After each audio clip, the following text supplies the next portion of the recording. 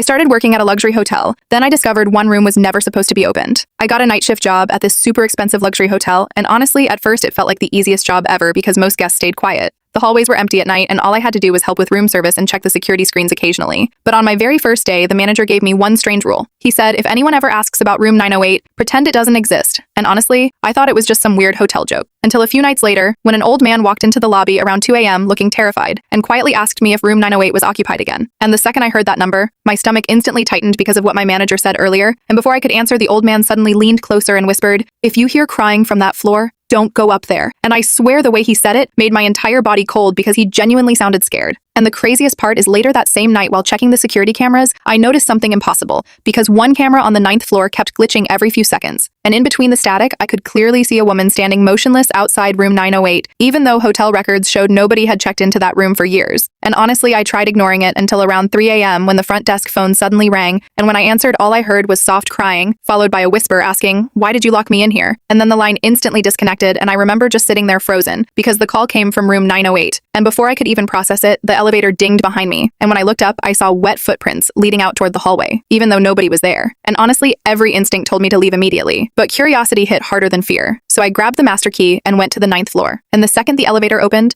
the entire hallway smelled like mold and water, and at the very end, I could hear someone quietly knocking from inside room 908. And my heart was pounding so hard I could barely breathe because deep down I knew I should run, but instead, I slowly unlocked the door. And the moment it creaked open, I realized why the hotel pretended the room didn't exist, because the room wasn't empty at all. Every wall inside was covered with messages scratched into the paint, all saying the exact same thing. She never checked out. And suddenly, the bathroom door slowly opened by itself, and a woman's voice whispered, finally, someone came back for me.